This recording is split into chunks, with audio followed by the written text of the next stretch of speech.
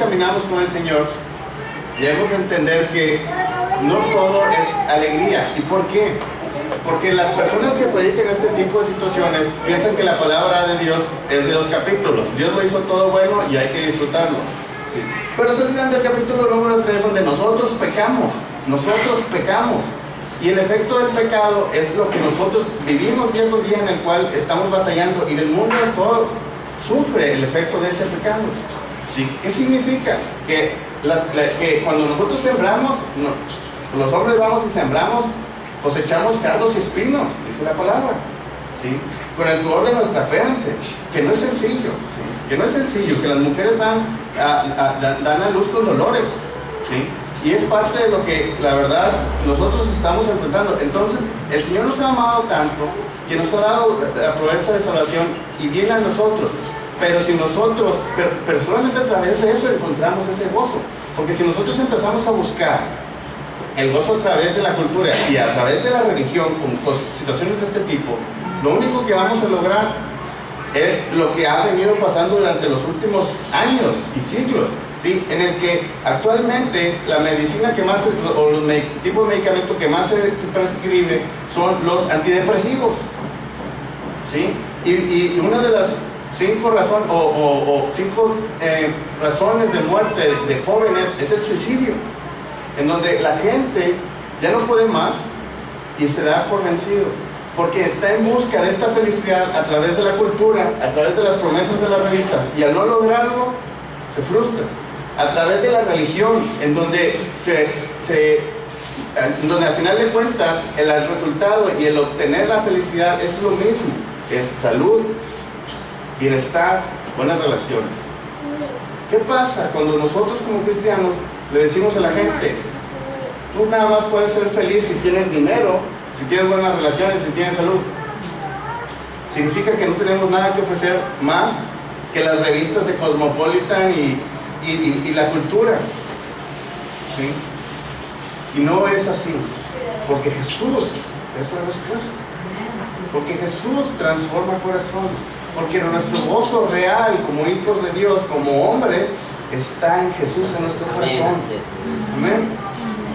Entonces, la verdad es que nosotros debemos de, hay algunos puntos que quiero ver con ustedes, en los cuales debemos de entender cómo es que nosotros como hombres lo hacemos, porque la verdad es que nosotros normalmente ponemos nuestras esperanzas en las cosas o en las personas, ponemos nuestros deseos en las cosas y las personas, y la verdad es que a veces pasa, y yo no sé si ustedes se han dado cuenta, que cuando ustedes ponen sus deseos en una situación, ¿sí?, o en una cosa, o en una persona, uno dice: voy a ser feliz cuando tenga un novio o una novia, o voy a ser feliz cuando esté casado y esté casada. ¿Cuántos de ustedes, de los que están casados, se dan cuenta pues que no era toda la felicidad que uno esperaba, ¿verdad? O sea, realmente las cosas son un poco más complicadas de lo que pensábamos, ¿verdad?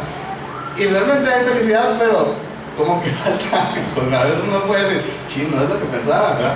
Y o cuando éramos niños, a mí me gustaba mucho el tema, yo tengo en mi mente y muy grabado en mi corazón. Cuando yo tenía 5 años, quería una autopista de las Hot Wheels, de esas que están los anuncios y avientas el carro y dan muchas vueltas. Y gracias a Dios tuve una autopista, que me gustó mucho, pero fue una gran decepción ver que cuando metabas el carro subía y se caía. El tiempo que tuve no pude lograr que diese una vuelta completa.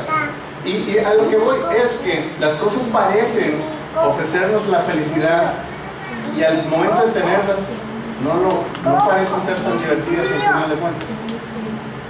Y ese vacío no se logra. Ni la cultura ni la religión logran el vacío o la necesidad o el sentimiento de gozo, de felicidad en nuestro corazón, ¿sí?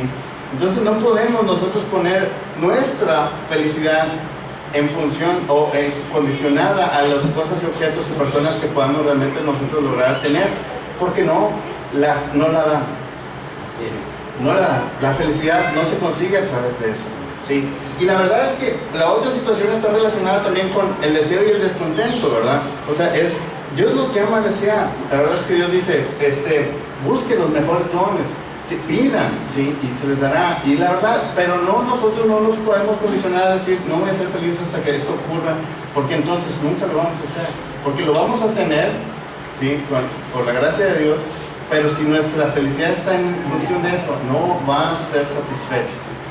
Nunca vamos a realmente ser felices. Nosotros tenemos que encontrar la felicidad de Dios, en Jesús, ¿sí? En Él, en nosotros, y en la obra que Él hace con cada uno de nosotros. Y saben que algo pasa también, y es algo muy interesante. En el siglo XVII había un filósofo que decía que el hombre tiene una tendencia general a ser miserable, a ser triste. ¿Sí? Es por naturaleza propia el hombre tiende a ser triste. ¿Y qué es lo que pasa? Que hemos hecho nosotros para ese tipo? Hemos inventado las diversiones.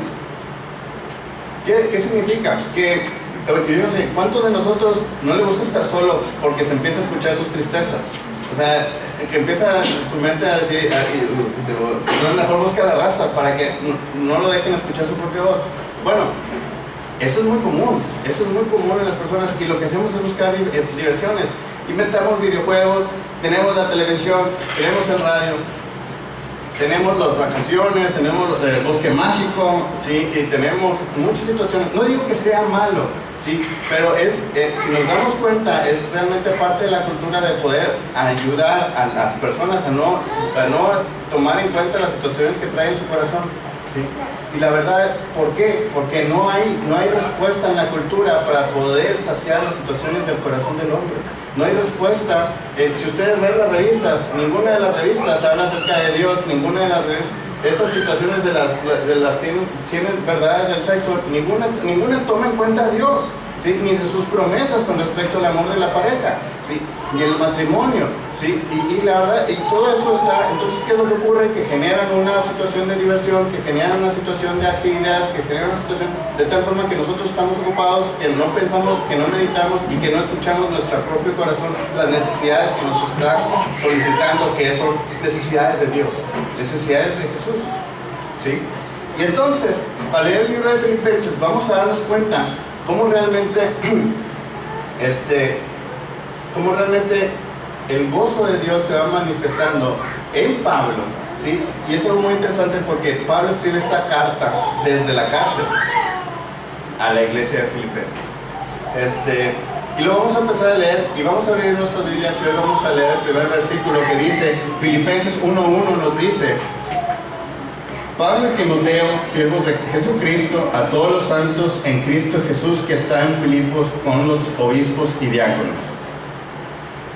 Y vamos a empezar con primero quién es Pablo. Pablo, sí, era un estudioso de la ley, era un estudioso de la...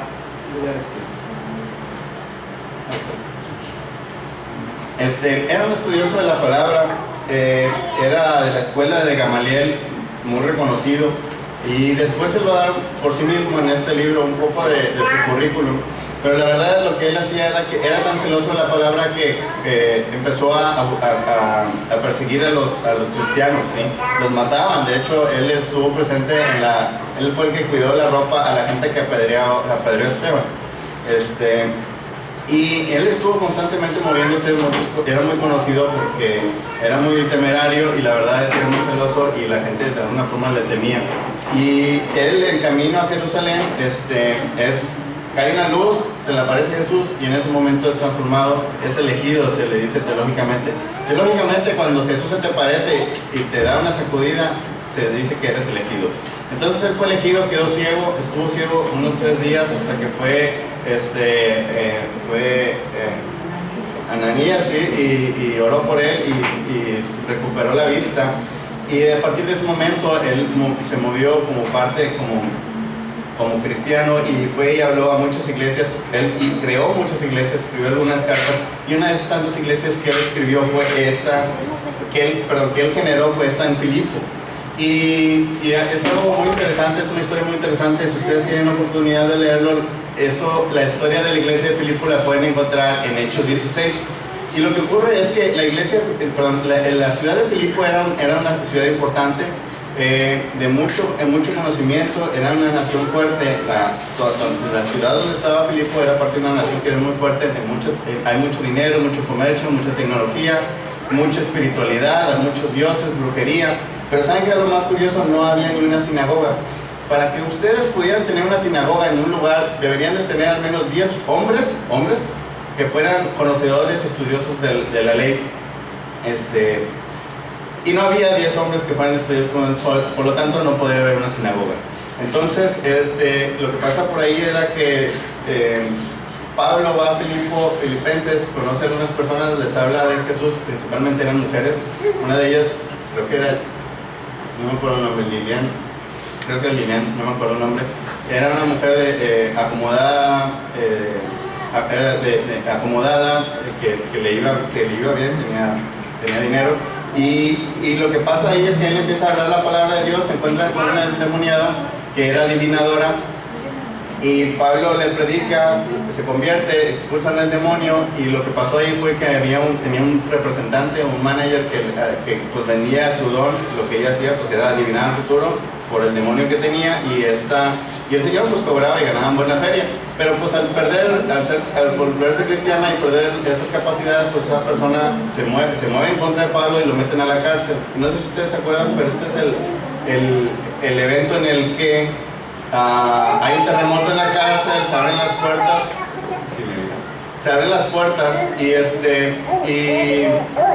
se asusta el carcelero porque pensó que ya se había venido, y al final de cuentas él también se convierte al cristianismo, se vuelve cristiano. Y a partir de ese momento empieza a generar la iglesia y empiezan a crecer. Y esta carta la escribe aproximadamente 11 años después de aquella ocasión en Hechos 16. Y básicamente les escribe desde la cárcel reportándose porque ellos no habían sabido de él desde hace algún tiempo. Y entonces Pablo escribe varios libros, y entre ellos escribe esta carta y menciona a Timoteo, Timoteo era su mano derecha. De hecho también hay 2 libros en la Biblia, el Nuevo Testamento, que le escribe a Timoteo, que también poco después vamos a revisarlo y es importante, y firma como esclavo firma como esclavos de Cristo. Y cuando decimos esclavos de Cristo es algo muy importante, que es que nosotros debemos buscar, no hacemos lo que nosotros queremos, sino que somos guiados por Dios, que somos guiados por el Espíritu, que no es por voluntad propia, sino que básicamente es por la voluntad de Dios. Y lo que nosotros hacemos es básicamente seguir la obra de Dios que nos está guiando. Y la verdad es que esto debemos de tenerlo muy claro. Yo les recomiendo que durante la semana leamos Filipenses y Hechos 16, nada más para estar un poco en contextos, y el siguiente domingo podamos entrar ya más en calor con respecto a esto. Sí, y la verdad es que él ahí en ese versículo menciona a Jesús, ¿sí? Que es a todos los santos en Cristo Jesús, a los santos y a los obispos y a los diáconos. ¿Sí? Y la verdad es que antes de hablar del gozo, él habla de Jesús y la situación.